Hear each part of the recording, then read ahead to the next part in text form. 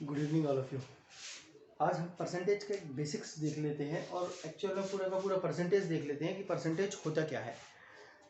अगर आप लोग तैयारी कर रहे हैं तो वैसे तो सभी को मालूम है कि परसेंट का मतलब प्रतिशत होता है, और प्रतिशत मतलब कि किसी भी चीज़ को अगर हम 100% मान लेते हैं, कोई भी चीज़ को अगर हमने 100% माना है मतलब पूर्णतः माना है, उसको पूर्णतः माना है मतलब कि उसको हमने 100% माना है। ठीक है, ये होता है परसेंटेज का पहला कॉन्सेप्ट कि अगर हम किसी चीज़ में पूर्णतः की बात करें तो हम उसकी बात करते हैं कि वो 100% की हम बात करते हैं। ठीक है, अब एक्चुअल में होता क्या है कि जो परसेंट है, परसेंट में एक्चुअली कंप्लीटली रिलेटेड होता है और बिल्कुल जुड़ा हुआ होता है हमारे फ्रैक्शन से। ठीक है, कैसे जुड़ा हुआ होता है हमारे फ्रैक्शन से, या हम सीधी सीधी बात कहें कि परसेंट के जितने भी सवाल हम सॉल्व करते हैं वो सारे के सारे सवाल हम सॉल्व करते हैं फ्रैक्शन पर लाके। अब फ्रैक्शन क्या होता है? फ्रैक्शन मतलब जैसे कि ये मैंने एक संख्या लिखी है 5/8, मतलब जो संख्या बटे में लिखी हुई है जिसमें ऊपर न्यूमरेटर और नीचे डिनोमिनेटर है, सीधी सी बात है, वो हमारा क्या कहलाएगा? फ्रैक्शन कहलाएगा। ठीक है, तो परसेंटेज के सवाल को जब भी हम सॉल्व करते हैं तो उनको हम फ्रैक्शन में कन्वर्ट करके करते हैं, मतलब सवाल काय में होगा हमारा? फ्रैक्शन में होगा। दूसरी बात, अगर सवाल कोई डेसिमल में होता है तब भी क्या करते हैं? हम उसको फ्रैक्शन में कन्वर्ट करते हैं और फिर उसको हम सॉल्व करते हैं परसेंटेज में भी। ठीक है, मतलब सवाल अगर डेसिमल का होगा तो भी हम फ्रैक्शन में सॉल्व करेंगे और परसेंट का है तो भी हम उसको फ्रैक्शन में सॉल्व करेंगे। मतलब अब हमको एक बात यहाँ पर जानना ज़रूरी है कि कोई भी सवाल अगर प्रतिशत में है तो हमें उसकी डेसिमल वैल्यू और उसकी फ्रैक्शनल वैल्यू हमको मालूम होनी चाहिए, है ना। अब अगर जिसको याद है, बहुत अच्छे से याद है, तो वो तो फटाक से उस सवाल को सॉल्व कर देगा। और कॉम्पिटिटिव एग्जाम में कोई भी सवाल अगर आता है तो आप ये मान के चलें कि वो किसी ना किसी ट्रिक से ही सॉल्व होगा, क्योंकि उस सवाल को सॉल्व होने के लिए हमारे लिए जो आयोग है वो सिर्फ 20 सेकंड ही देता है, 20 सेकंड्स। उस सवाल को 20 सेकंड्स में सॉल्व होना है।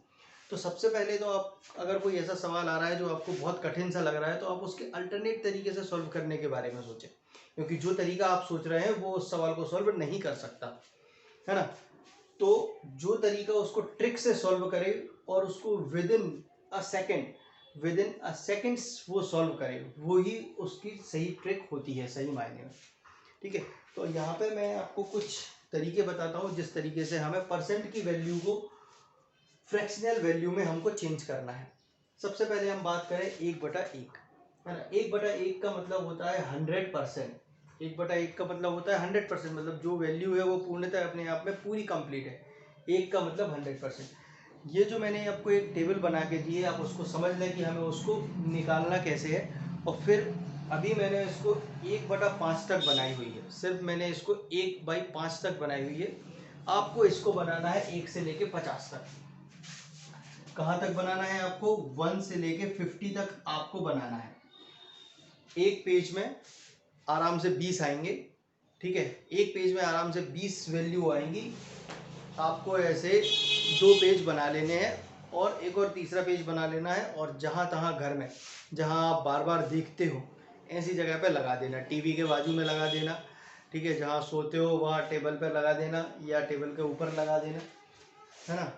तो आपको वो जितने बार आप देखोगे उतने बार आपको वो याद हो जाएंगी। और ये सारी की सारी अगर वैल्यू आपको याद हो गई, मैं गारंटी देता हूँ कि चाहे वो सवाल आपके न्यूमेरिकल्स का हो, चाहे वो सवाल आपके सिंप्लीफिकेशन का हो, चाहे वो परसेंटेज का हो, विद इन सेकेंड्स आप उनको सॉल्व कर देंगे।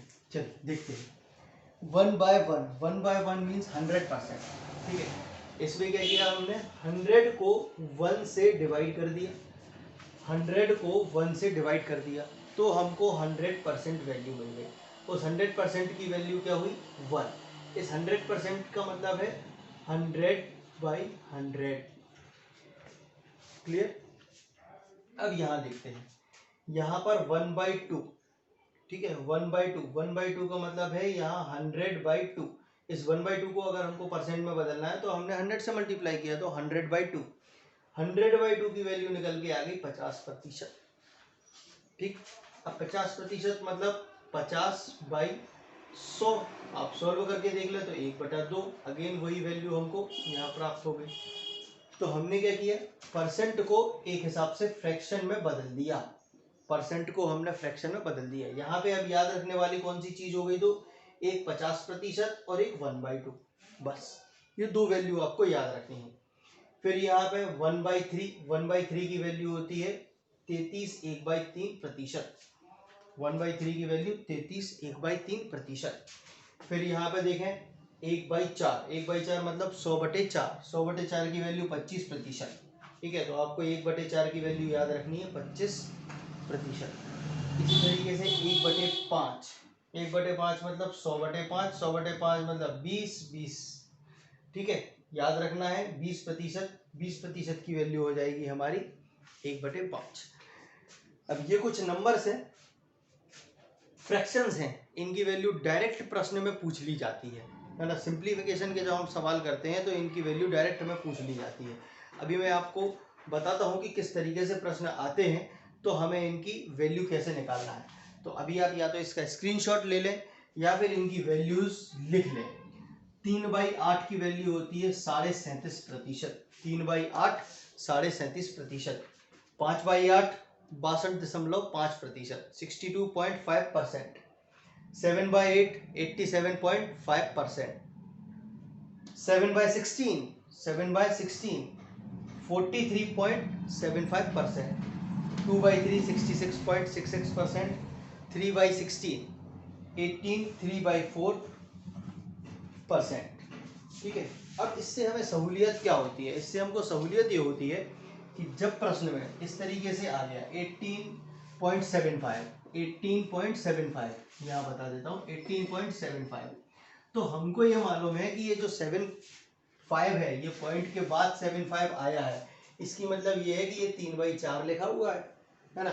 7.5 है ना, 0.75 मतलब 75/100, 75/100 25 से काटा, 25 किया, 25 चौके मतलब 3/4।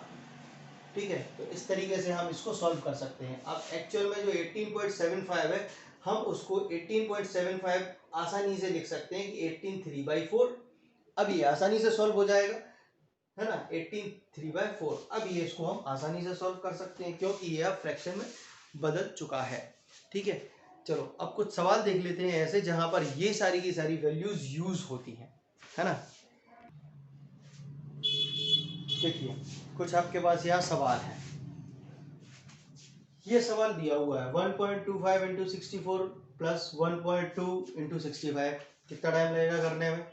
ये सारे के सारे देखो ये डेसिमल में है, 1.25 यहाँ पर 1.2 1.75 2.25 2.75 325, ये सारे के सारे जो सवाल हैं ये आपके पास डेसिमल में है। अब हमको डेसिमल से इनको किस तरीके से हम ऐसा क्या जादू कर दें कि ये सवाल जो है ये एकदम से सॉल्व हो जाए। भाई अब ये 328 का मल्टीप्लाई आपको 25 से करना है या 2.5 से करना है। अब हम क्या करें कि यार ये एकदम से सॉल्व हो जाए हमसे, तो हमें यहाँ पर कुछ नहीं करना, हमको सिर्फ इसकी फ्रैक्शनल वैल्यू पे जाना है। ठीक है, 2.5 की हमको फ्रैक्शनल वैल्यू देखनी है कि 2.5 की फ्रैक्शनल वैल्यू क्या होती है। तो ठीक है भाई, इस 2.5 को हम फ्रैक्शन में कैसे बदल सकते हैं। 2 है, 2 हमने लिखा, 0.5 मतलब 1/2 कर सकते हैं। तो इस 2.5 का मतलब क्या हुआ, 2 प्लस आधा, 2 प्लस आधा, और इसको डायरेक्टली हम लिख सकते हैं 2 1/2। ठीक, समझ में आई बात। और जब इस 2 1/2 को हम सॉल्व कर देंगे फर्दर, तो 2 2 4 और 1 5।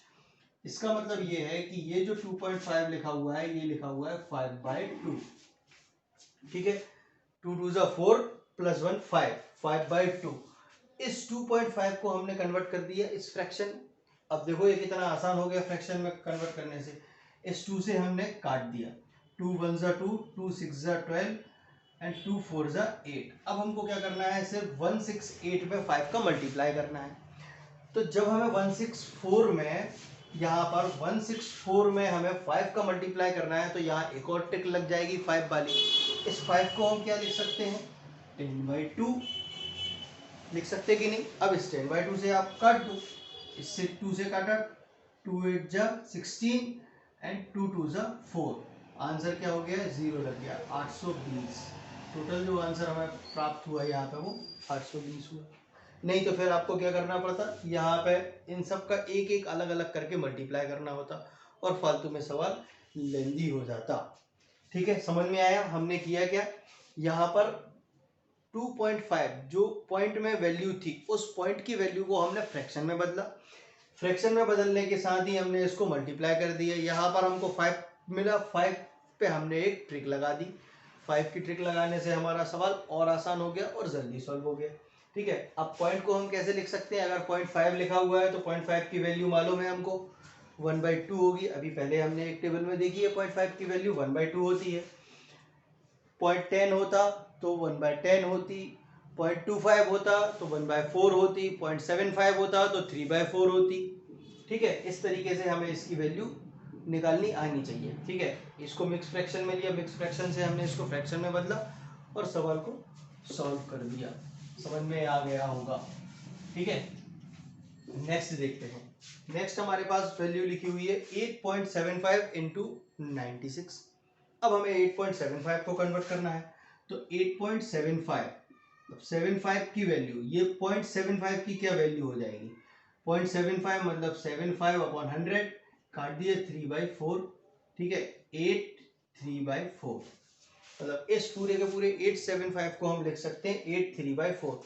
और फर्दर हम इसको सॉल्व कर दें, 8 को 32 दिन 35/4 इंटू 96। अब ये सवाल आसान हो गया करना, है ना, आसान हो गया। इसको हम काट देंगे, 4 से काट दिया, 4 दूनी 8 और 4 चौके 16। ठीक है, 24। अब हमें 24 का मल्टीप्लाई करना है 35 से। ठीक है, तो 24 पंचे 120 और 24 दिया 72, 0 4 840। आंसर मिल गया हमारे लिए यहाँ पे 840। ठीक, समझ में आया। हमने किया क्या, सिर्फ इस 8.75 को फ्रैक्शन में बदला है। परसेंटेज की वैल्यू, डेसिमल की वैल्यू, इन दोनों वैल्यू को हमें बदलना है फ्रैक्शन में। और जैसे ही हम इसको फ्रैक्शन में बदल देंगे हमारा प्रश्न जो है बहुत आसानी से सॉल्व होता चला जाएगा। ठीक है, नेक्स्ट देखते हैं 5.25। 5.25 को कैसे लिख सकते हैं, अभी अभी मैंने बताया कि अगर 25 है, 25.25 लिखा हुआ है, इस 0.25 को हम लिख सकते हैं 1/4, है ना, 1/4 मतलब ये क्या हो गया 5 1/4, 5 20 21 21/4।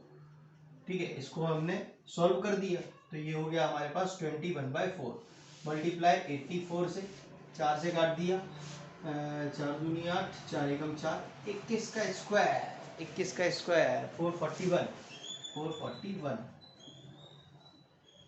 ठीक है, समझ में आया किस तरीके से। अगर हमारे लिए टेबल याद है, जो अभी मैंने टेबल आपको बताई है, उनकी अगर वैल्यूज आपको याद है तो बहुत आसानी से आप सवाल सॉल्व कर सकते हैं। ठीक है, अब चलो अब देखते हैं इस तरीके से सवाल कैसे होंगे। ये लिखा हुआ है 144 इंटू 2.75 प्लस 44 इंटू 3.25। कोई बात नहीं, यहाँ पर ये जो डेसिमल में दिख रहा है इसको हम फ्रैक्शन में बदल देते हैं, यहाँ पर जो डेसिमल में दिख रहा है इसको हम फ्रैक्शन में बदल देते हैं। हमारा सवाल आसान। 2.75 मतलब 2 प्लस 3/4, इसका मतलब क्या हुआ 2 3/4, 4 दूनी 8 3 11/4। इसकी वैल्यू मिल गई हमें 11/4 मतलब 144 इंटू 11/4 प्लस 44 इंटू 3.25। 3.25 की वैल्यू 1/4, 4 × 12 और 1 13/4, 4 × 12 और 1 13/4, 13/4 हो गया आसान। हमने क्या किया, डेसिमल की वैल्यू को फ्रैक्शन में बदल दिया। कर देंगे इसको सॉल्व, 4 × 12 और 4 × 6 24, 11 66, 6 11 33 और 6 396, 11 33 3 11 11 3 14। ठीक है, 6 और 3 9 9 13 3 1 2 5 5 3 9। ठीक, क्लियर हुआ। हमें सवाल में कैलकुलेशन तो एक अलग बात है, मेन था इस प्रश्न में कॉन्सेप्ट को पकड़ना। कि कॉन्सेप्ट क्या पकड़ना है हमें, इस तरीके से जो हमें डेसिमल में वैल्यू दी हुई है उसको हमें अपने फ्रैक्शन में कन्वर्ट करना है। ओके, चलो देखते हैं नेक्स्ट देखते हैं 2.25 इंटू 124 प्लस 1.75 इंटू 72। ठीक है, अब आप इसको जितनी जल्दी से जल्दी हो सके इसको सॉल्व करने की कोशिश करिए। हमको क्या करना है, बस इसको डेसिमल में लिखा हुआ है और यहाँ पर भी डेसिमल में लिखा हुआ है, इसको हमें फ्रैक्शन में बदलना है। इसको हमने फ्रैक्शन में बदला 1/3/4, इसको फ्रैक्शन में बदल देंगे 2 1/4। ठीक है, 0.25 की वैल्यू वैसे 1/4 होती है, तो 2 प्लस 1/4 बदल दें। 4 दूनी 9/4 इंटू 124 प्लस 4 एकम 4 3 7/4 7/4 इंटू 72। हो गया आपका प्रश्न आसान, हो गया। अब इसको आप सॉल्व कर लें।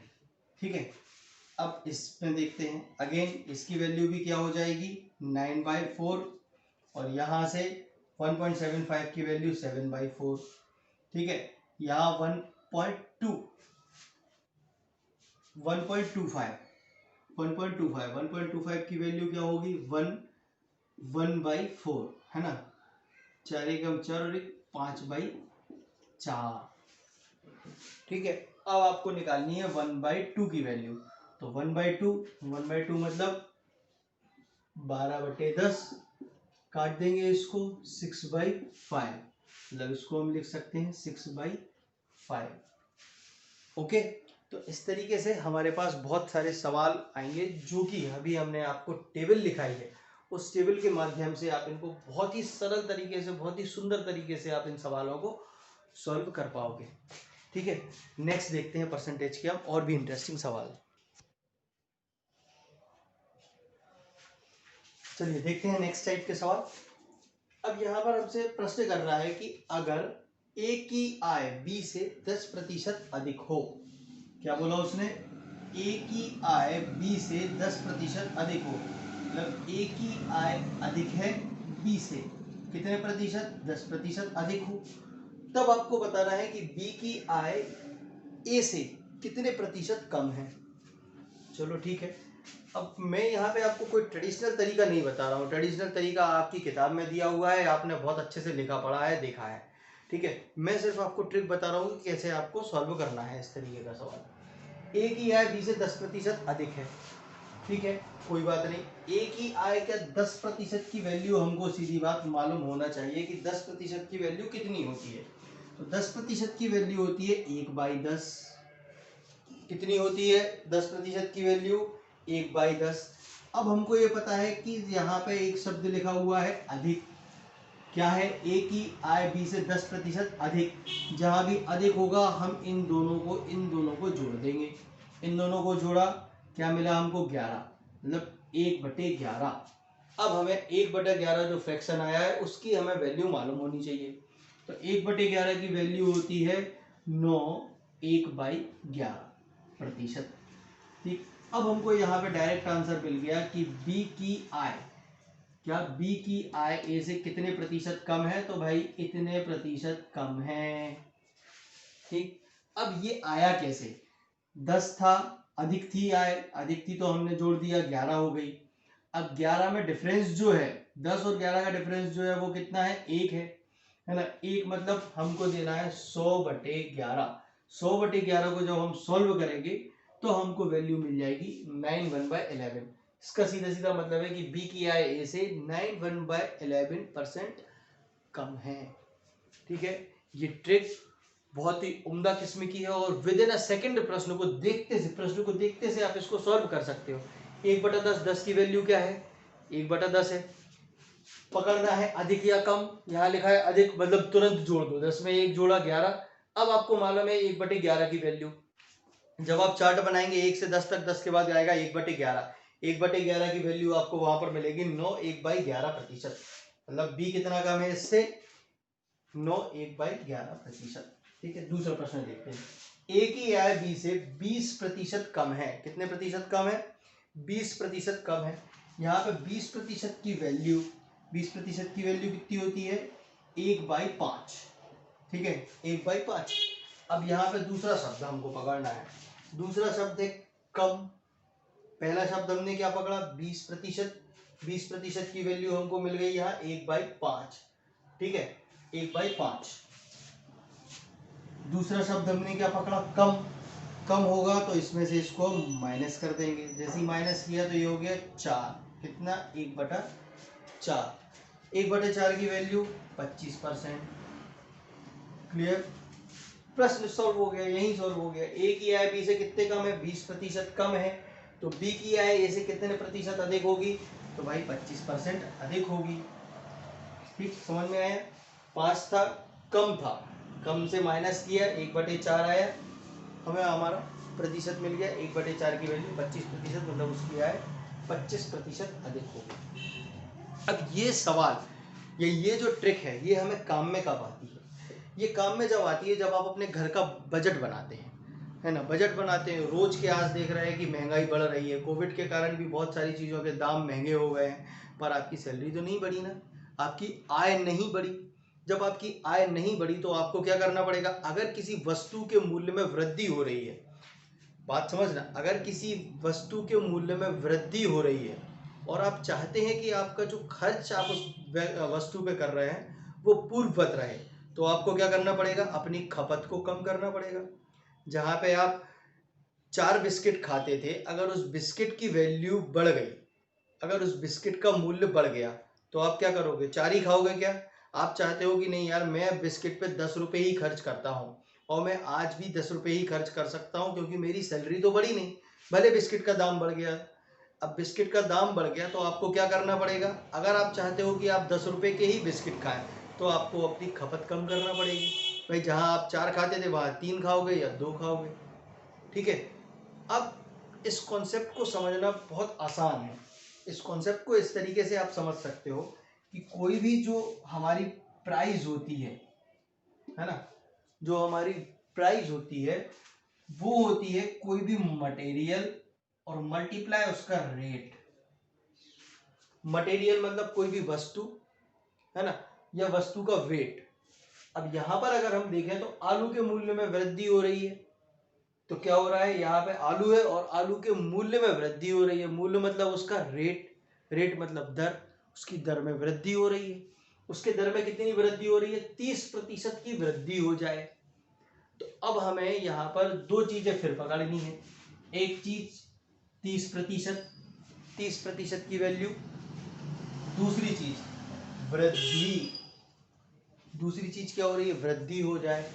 तो कोई व्यक्ति उसकी खपत को कितने प्रतिशत कम कर दे, कोई व्यक्ति उसकी खपत को कितने प्रतिशत कम कर दे जिससे कि उसका खर्च पूर्ववत रहे।